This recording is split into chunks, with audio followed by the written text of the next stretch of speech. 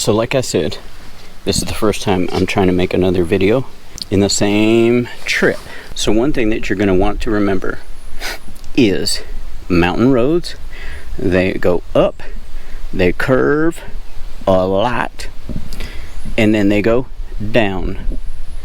So on the return trip, your brakes are going to want to overheat. One thing that you're going to want to do is flush your brake fluid.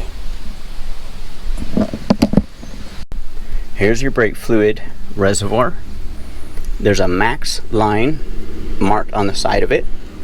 That is what allows you to know that you have enough brake fluid. One thing that people don't know about brake fluid is the boiling point. Your normal automotive brake fluid has a boiling point somewhere around 350 to 380 degrees. Silicone brake fluid has a higher boiling point, around 700 degrees, and that's why they use it for very high-speed applications such as racing. You can put silicone brake fluid in your vehicle, but you can't mix the two of them together.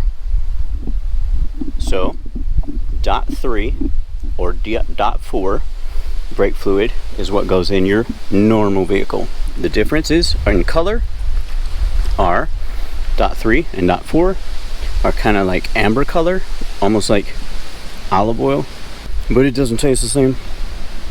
And silicone brake fluid is more reddish, kind of like a burgundy color.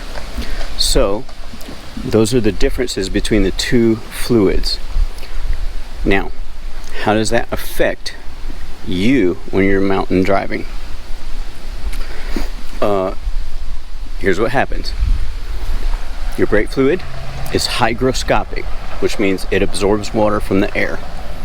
Over time, it absorbs more and more water. Well, the water has a different weight to it. Kind of like if you had oil and water in your Italian dressing. Okay, you know how the oil separates from the water? Well, in your vehicle, what's the lowest point? Your rotors or your calipers and your wheel cylinders. Those are what activate your brakes. The water goes down and settles down towards the bottom of the car. How does that play into mountain driving? What happens is, as you're driving down the mountain, you're applying the brakes. The water boils way sooner than the brake fluid.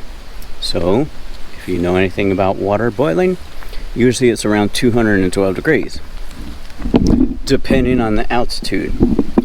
So, you're driving along, you're going down the mountain, you're mashing the brakes over and over, and you're going to experience a fading brake pedal.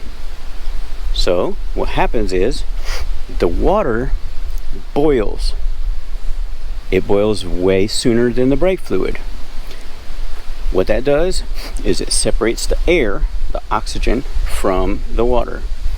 Then you have a bubble of air that's down there in your caliper or your wheel cylinder. So guess what happens? Now you have a mushy brake pedal and it doesn't stop your car. Unless you have a stunt double or a whole lot of bubble wrap, here's what you're going to want to do. You're going to want to pulse the brakes. Don't just sit there and hold them. So every time that you kind of come around a curve and kind of come to a little flat area, let the brakes cool off. That will allow the brake fluid to cool, the rotors to cool, and relieve that boiling that's in that water. So if you don't like defying death, what I would recommend is that you flush the brake fluid, especially if you're planning on spending a lot of time in the mountains.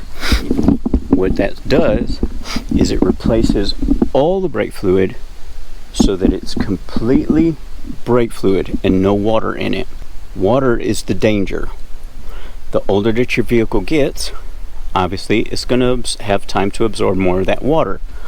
Therefore, boiling, therefore, yeah, death. So, emergency brake. People say, oh, I'll just pull the emergency brake. Well, your emergency brake is actually known by another name, such as parking brake.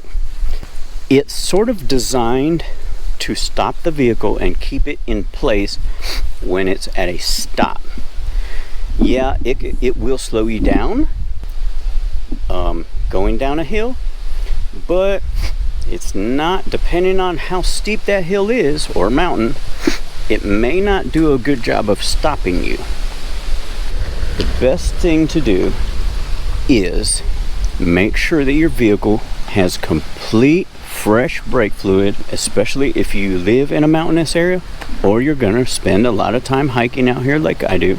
You definitely want to make sure that your brake system is working properly and that you have nice fresh brake fluid in there. I would probably say every 5 years you need to flush that fluid out, replace it with some new fluid, and make sure that you are safe when you're driving out here in the mountains.